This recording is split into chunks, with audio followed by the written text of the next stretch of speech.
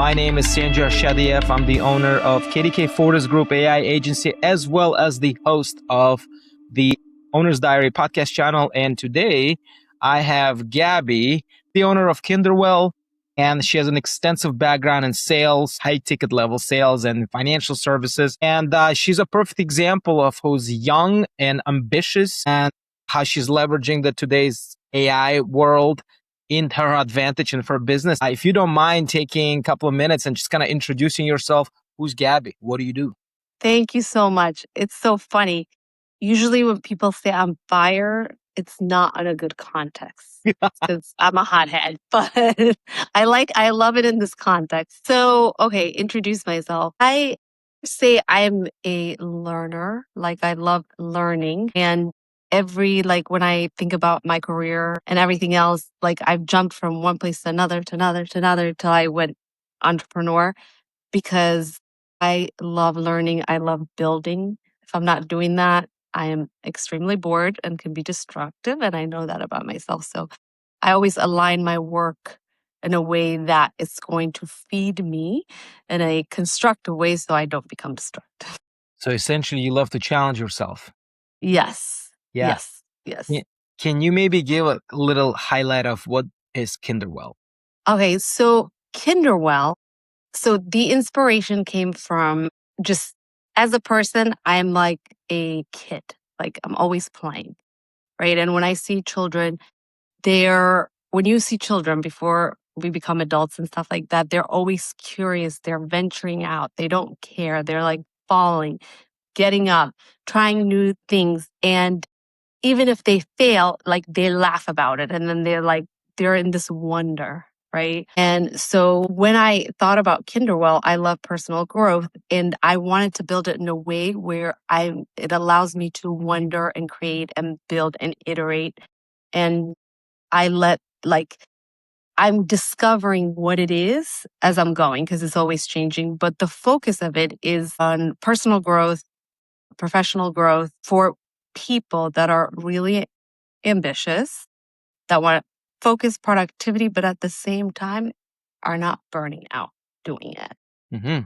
Interesting. Well, you did spend 18 years in the financial services Yes. before launching your company. Do you mind me asking, what was the moment you knew it was just time to leave and bet on yourself, pretty much starting your own company? Yes, I remember distinctively. I was sitting on a Zoom call and it was a finals presentation to win a mandate. And we had worked hard to get there and I did not give a shit. And that's not like me. I need to win no matter what it is. And I just did not give a shit. I was like, whatever this outcome is, I don't care. Once I felt myself, I was completely disengaged. I used to love the work, but it started being repetitive. I wasn't learning anything. And I was like, okay, I need to do something about this. And I had been building this on the side. I was coaching, I was speaking at conferences. And what I love about this work is it always allows me to create and learn constantly. So for my learning, my clients get better. And I also saw a gap, right, in our industry.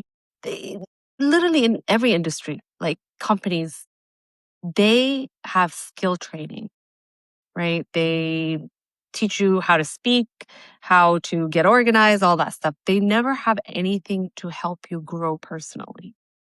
And a lot of challenges at work, conflicts or fears and all that stuff is personal blocks.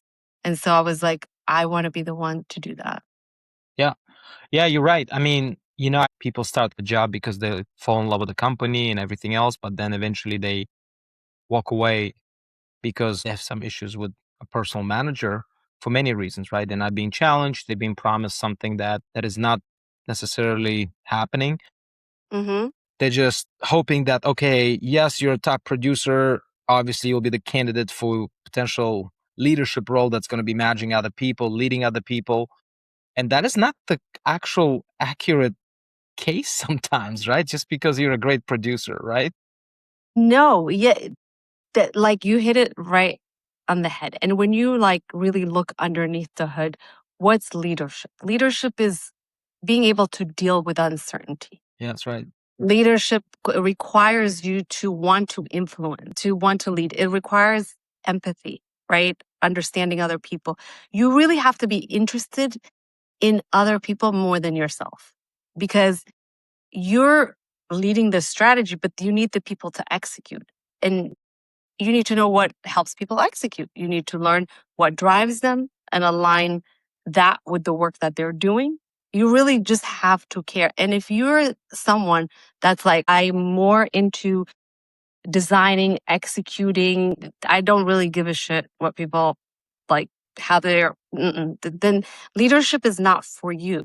Yeah, And that's okay, right? absolutely okay. Absolutely. I think I can speak from my personal perspective. Now I have kids. I certainly lead differently, and I have so much more grace for people that have kids and trying to either start a business or want to get promoted or have more responsibilities at their day job or have some type of business that's extremely demanding, especially if they have young kids.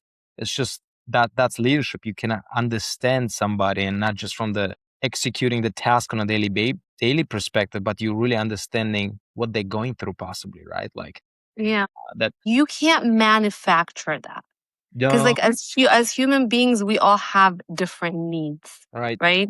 right. Like we all need, human connection, whatever, but the degree in which we need it is different. We all need to have autonomy, but the degree of what we need is different. We all want to influence, but that need is very different. And so there is that's like a pull. Like we all have a set of needs that drive us. Once you know that, then you know what will work for you and what will not. That's right. I Yeah, mean, everyone's absolutely. just Yeah, going absolutely. blind. Yeah, I mean, I experience the best teacher, right? You got to experience versus just hearing from somebody sometimes, right? Let's talk about burnouts. You mentioned Yeah. burnout was a real struggle in your corporate career, right? You were not in a just selling low ticket type of services. You had a pretty stressful, demanding job. How did that personal experience become a foundation of your business? So burnout, a lot of people think it's load, like too much load, too much workload. That's one type of burnout. But it's not because you have too much load, it's because your load is high and your recovery is non-existent. So when you go to work, you're depositing energy, right? But then people go home. What are you doing to fuel it? Watching TV does not refuel your nervous system. For you to be recovering, it has to be an active process, something that turns on your parasympathetic nervous system. So things like walking, doing yoga, breath work. Like recovery is work. It's not like passive. It is, and it has to be in line with how much output. The other reason why people burn out is because they're spending too much time working on things that doesn't actually energize them, that doesn't fulfill them. That's when burnout happens. Because or not having autonomy, right? If you have a manager that doesn't give you any leeway, you have no say, that's going to give you burnout. Another reason is if your values don't align with the company values. Let's say you love sustainability, but the company doesn't give a shit about that. That can lead to burnout. A vacation is not going to fix that. So it's alignment, it's recovery, and it's just alignment and recovery. And I can see why you got burned out because you start feeling that you haven't been challenged and you value that so much. And then Exactly. everything you were doing essentially started to kind of being I don't really feel like doing, but I need to do that. Mhm. The energy that you were investing in pushing yourself to do these hard tasks and high demand type activities was sucking energy out of you more than you knew. But yeah, but in reality, let's be honest, starting a business and creating a successful business sucks more energy in a good way, but you are doing something you love and excited. It's that's the distinction. Mhm. I'm working more than I ever worked in my entire life, but I'm more energized than I have because for me, my needs, I have a very high need for achievement. that's getting fulfilled. I have a high need for learning that's being fulfilled. I have a high need for connection. I don't even care about owning a business. Is just allowing me to express all the needs that I have. Yeah, you found that that's the vehicle that's gonna get you to your needs, that gives you the more energy. That's, I mean, whatever you need, that's what aligns with your values, right? Yeah. Well, you did say that your first 50 clients came through a friend and an existing list, right? Yeah. What did that early momentum teach you? Because I know you said you had a pretty rapid momentum in the beginning of your business. Yeah. And what happened when it slowed down? Okay. So when that happened, it gave me a surge of a lot of dopamine, and I'm like, oh my God. I can do this, right? Yeah, I can do this. This is easy. that's right. And I also discovered like it made me come alive. And just remember just one night I was like, after my first cohort, and I had worked really hard to put something together, and I delivered it. And I had this moment when it ended of like immense gratitude. Wow. Like, oh my God, why? Why? How do I get to do this? Right? How do I get to do what I love, but at the same time give value to other people? Like I was just in such gratitude. And I thought it was going to be like that the whole time. I'm like, okay, but why do people say starting a business is so hard? And then after that initial list, I went into my network, enrolled about 40 50 people in that, and I was like, amazing. Then I was like, okay, what's next? Right? Like it's drying up. Okay, my corporate contacts. So like I went there, but as you know, with corporate Takes time. sales, the sales cycle, and that's when the stress kicked in. And that's the worry. And oh my God, Hmm. I don't know how much money is gonna come into my bank account this month. And I don't know when that's going to come. So that anxiety, and I learned the first lesson of entrepreneurship, tolerance of uncertainty. You need to build capacity for that. Wow. That's important. Wow, that's awesome. Wow, that's very true. You got to have a thick skin, right? For that, It is just tolerating tolerating that. something that is uncertain. You don't know what's going to happen. And Yeah. I didn't know that was like So a capacity or muscle. Or I mean, I'm a control freak. Like I have so much control over like my destiny and my achievements and what's next. This one, I had no idea. wow. Yeah, and then how do you feel now? I mean, certainly that capacity expanded, and you probably learned so much about yourself and earned amazing self-respect of yourself, probably, right? Yes. After a lot of nights of crying, and I was like, what's the problem? I was like, what am I feeling? What is going on inside of me? And I was like, I don't know where the money is going to come from. Okay, so what? Well, what if I go broke? So what? I get a job? Like, I had to ask myself, so what? So Yes. what? So what? So what? Like, just give into the fear because a lot of our fears are. It's not like a lion is chasing you, That's right. right? You're just fearing Self-imposed. something that is Self-imposed. Yeah, it's a self-imposed fear. It's literally self-imposed fear, right? It's exactly. and that's so what simple question, right? If you just take a step back and emotionally disconnect from some of the situations in life, that so what answer to the so what question can be so simple and put you back to like, okay, let's keep pushing it. Everything's gonna be okay. Yeah, and the other thing that I learned is be when you're in the moments of these discomforts, be curious. Mm-hmm. Because I was like, you're not cut out for this. Who do you think you are? What were you thinking? You didn't even think it over. Oh my God, you're like delusional. And there was no room for solving problems. Creativity, positivity, growth, seeking solutions, right? Because Yeah, you were occupying your brain with all that negative and self-doubt. exactly. But the minute I said, what am I feeling?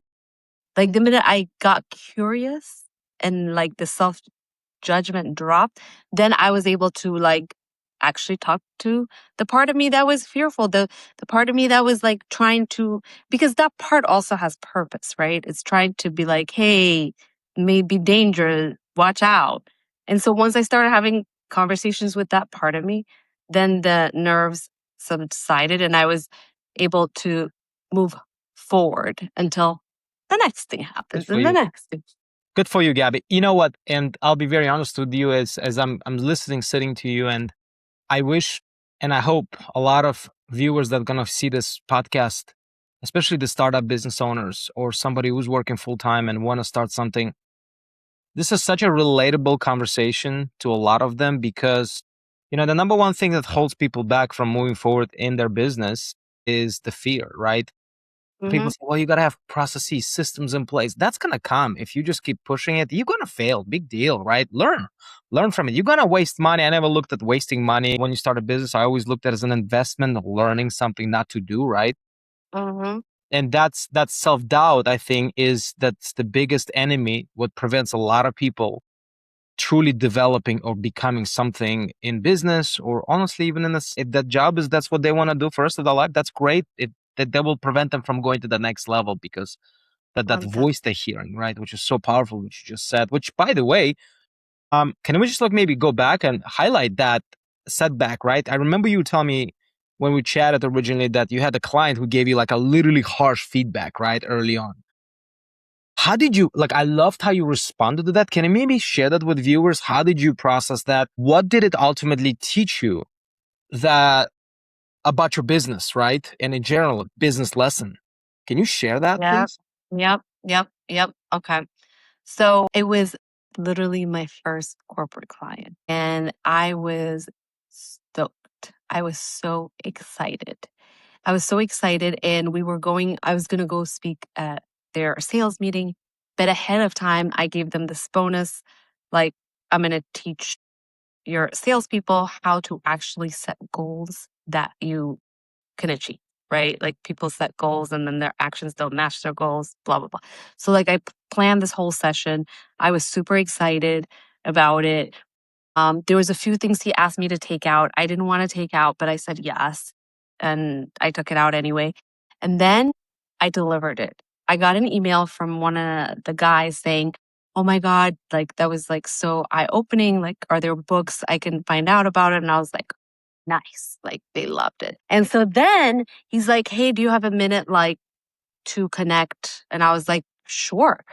And we get on a call and I'm expecting Positivity, excitement, amazing like, feedback. thank you. That was amazing. Let's do it again at the sales meeting. He told me that was the worst presentation he's ever seen. Whoa. Was that your first time delivering that? It was so unprofessional. And I'm like, wait, what? I was like, immediately I got defensive, right? And I was like, what do you mean? I'm like, what do you mean by unprofessional? He's like, it was not like, it didn't meet expectation. It was below expectation. I was like, if you're going to give feedback, make it specific. And I was like very hung up on that. And we got off the phone and he said, I can't come to the sales meeting, blah, blah, blah. We got off the phone and I spent the next 2 days maybe like, oh, he's such an asshole.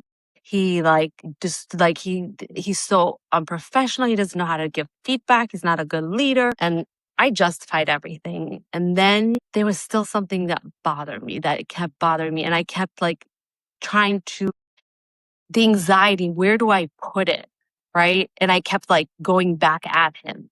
And then I was like, you know what?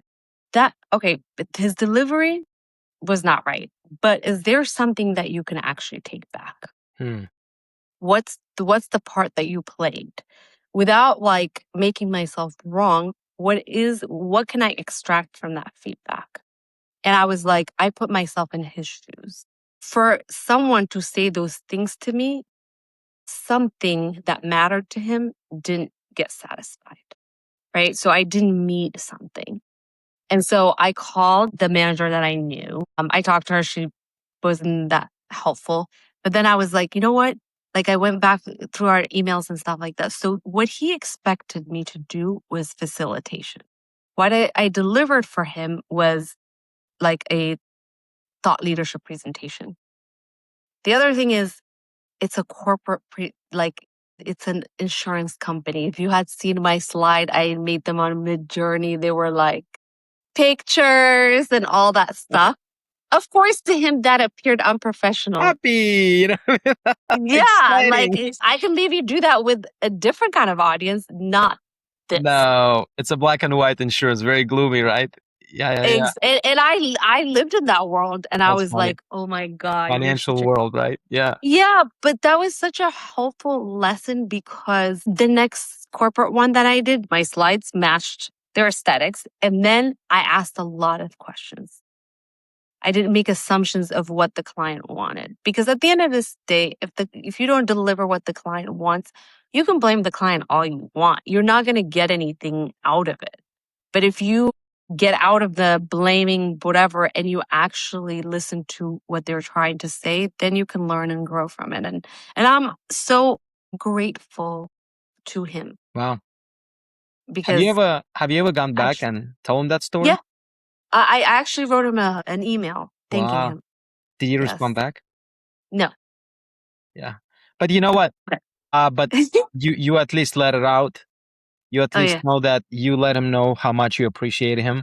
And I feel like there's such a positive mental you in your brain right now in your subconscious mind because of that Yeah. action that you took, right? That's great. Yeah. Great. And the other thing is if I had stopped at the blame and all that stuff, what that does is now you become scared because you're associating criticism with a negative event. That's right. That's right. But I balanced it in my brain. Yes, this negative event gave me all these things. And so now I'm not scared of the criticism because now I'm looking at criticism. Yeah, burns sucks, but it also helps. Yeah, you're not taking it personally. It does not, you're not, I think a lot of people take criticism as of that individual's attacking your personal, who you are as a person, which is not the case, Yes. which is not the Yeah. case, right? They No. just giving you valuable feedback that, hey, you need to improve. You need to improve. I've just turned off the mic. X, Y, and Z. If you want my business, period, case closed. I worked on my craft to be good at what I do. I'm expecting you to deliver exceptionally well product and service the way I would have delivered to my clients, which is Yeah. nothing to do with who you are as a person. I'm sure you're an amazing person, right? And I see that right there stops a lot of great people to become great. Yes. Yes. Yes. Yes. If you look at it as it's not a personal failure, is you didn't meet someone else's expectation. Right. Because how can two people look at the same presentation, one love it and the other one hate it? The difference is expectation. Yeah. Yeah. Right? If the other person expected something and they didn't get it, it doesn't matter how good it was. You didn't deliver what they expected. Because you did not listen, because you did not take time to understand them. Exactly. So it's just such a simple concept, but my gosh, Gabby, you're hitting some amazing points that I think a lot of entrepreneurs, anybody who wants to start a business or anybody who wants to do something great in life can truly relate and should take away a lot of great things from it. Can we just like kind of highlight the last question? And that is kind of one of my favorite topics, I guess, is AI topic, right? Because we live in a very quickly changing world. You know, some people are kind of running scared, thinking AI is going to replace them. You know, well, if you're not going to do anything substantial, possibly get better, right? You mentioned that you could not imagine running your business without AI. Without No. giving up, maybe you don't need to necessarily giving up some of your secrets of your company, but what were the first AI tools or like workflows you implemented? Maybe some basic ones that people might just listen to be like, oh, she's right. So for writing, right? A lot of people use AI, like that's how they use it. They use it for Glorified Google. And yeah, glorified Google and or like to edit their emails and good all that stuff. content. I spent an enormous, like I literally answered 100 questions about myself to train the AI to write exactly like. So that's one thing that you could do. Like AI can write like you. It doesn't have to write the way it does, but it needs to know you and it can write like you. The other thing that I really love that I have right now is, okay, so for me, AI is a tool that will do everything that I hate, right? Like I'm not like, I hate admin work. It's like You painful. like get I'd stuff done. rather sit there, create a presentation than send a follow-up email. Yeah. God Like bless it AI. drives me insane. Or send like a calendar invite. So I have a, a chief of staff AI that just basically checks all my emails and summarize them for me. It even drafts the first drafts. I have to check and send it, of course, and also sends my meeting invite. Isn't Like I'm crazy? like, hey, send the meeting invite, Awesome. but done. Yes, did it take time for me to learn how to build that? Yes. Was it a fun process? No. Is it saving me at least 3-4 hours a day? Yes. So it's worth it. At the end of it, it's like, it's a little bit, it took me like 2 weeks, about 2 weeks, maybe three, but now I'm saving 3-4 hours a week. Multiply that by a year. So it's like there's an upfront investment. I'm not going to lie about that. Or you can have someone else build it if you have the budget. But at the expense of you not investing your time and learning yourself. Because then you don't Yes. know, you don't value what you're paying for. Yes. Yes. And if something breaks, you may not be able to do it. But it's doable to hire someone. I'm not saying you have to do it yourself. I personally, I love learning. And so the learning piece was enjoyable. The implementation, not so enjoyable, but I did it Yeah, anyway. it's the same thing with me, right? Like I certainly can relate. Like I enjoy learning. Absolutely, I enjoy growing new things, right? I Yeah. don't say enjoying the mundane work of doing those implementation pieces and onboarding pieces of technology. Now, Yeah. I want to know because when I know how to do that, I can be able to identify who's really good at what they do or not. Because if I don't know, it will be very easy for me to think, oh, that's a great VA tech. This VA agentic AI doing a great job. No, it doesn't. It can do more, right? It can, well, like as simple as I remember when I automate the through Claude using how to calculate miles for me, right? And just for itemization of taxes. Yeah. Oh my gosh, like I remember I was just like I remember I was like my wife and I looked at each other like, do you remember we used to like log all the miles we drove? I'm like,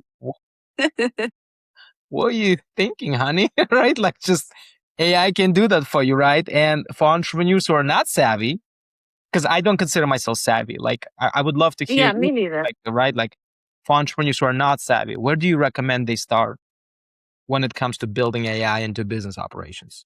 Say there is the platform Udemy Okay, where you can pay like $30 and learn the basics of AI prompting and then agents and all that stuff. Like there's classes for all of it. there we go. And just start there. I feel like the best thing that we can do as people right now, because AI is here, it's not going. I always say every week, I'm like, what AI capability am I learning? Mm, Because no matter what happens in my business, no matter what happens, I want to be fluent in that because that's where the world is going. And so AI, communication, like presentation, because if AI is taking over all like the mundane tasks and stuff like that, what do you think is going to become more important, right? Being able to communicate your ideas, creativity, all those things. So we may as well be intentional about strengthening those skills. yeah, it's crazy how back in the days. I mean, I think still it's important to invest in yourself as far as leadership goes and Yeah. developing people skills, and that comes with you obviously growing and being experienced in life as you start leading people. I feel like when you hear a comment, you got to invest in yourself. You just made a comment about $30 a month into Udemy, right? There's other platforms as well you can invest. Yeah, for sure. My point is like that $30 is it's such a great investment if you use it. It's Yeah. if you use it. Like ChatGPT, Claude costs $20 a month. It is the greatest investment you can make into your productivity if 1,000. you use it. Yes. And the only way to learn is not like you take the class, but you're absolutely right. This is so important. And I'm so glad you brought it up. You have to put what you're learning into practice. That's right. Like you have to integrate it. 100%. Otherwise, it just becomes consumption. Yeah. Under 2 years, agentic level was not the thing, right? Claude did not have the agentic level. I mean, we're talking about not even 2 years in the making. AI is moving so fast. If you don't jump on a train, yes, you certainly can be left behind. And now you're not as skillful, you're not as valuable to a company, to any other business and services. Hence why you're most likely going to lose a job, because you're probably not doing anything significant that AI can replace. That's not a mean talk. That's not being negative. I'm just saying that's where the world is going, That's right? the reality. That's the reality, right? And people always ask me, why did you start an AI agency? I was like, because I know where the world is going. I want to be ahead of it, and I want to understand how to take advantage of that market share, right? Very simple. That's awesome. Gabby, I mean, if you this has been a fantastic talk, right? If we can just kind of summarize with one advice, I mean, you feel like gave so many amazing life learning lessons, but if you can just bring us home on advice to new entrepreneurs, future entrepreneurs, individuals that are working in a corporate world that are doing well, but potentially are kind of on that same level as you, are getting burned out and just not feeling challenged, right? And maybe this entrepreneurship may be the right way to go for them. Yeah, so that is a great question. So one advice that I have is understand yourself deeply. Meaning, I don't think there is a person that is not a genius. That's a belief that I have. Everyone is a genius. The problem is we spend too much time on the shoulds. I should do this. I should do that. Why? Who said it? It doesn't have to be done the same way. It's know yourself well enough, like what drives you, what your unconscious motives are, and align your work with that. If you do this one thing, you'll feel fulfilled. You will awaken your inner leader. You will reduce conflict and you'll not burn out, right? And so just focus on that and learn. Great. That's a phenomenal advice. Know your genius, right? Know your genius. Yes. That's awesome. Well, thank you so much, Gabby. Once again, to viewers, if you guys get something out of it, please like this video and please click that little button called follow so we can produce more episodes like that for you guys. And ladies and gentlemen, thank you once again and have a fantastic day.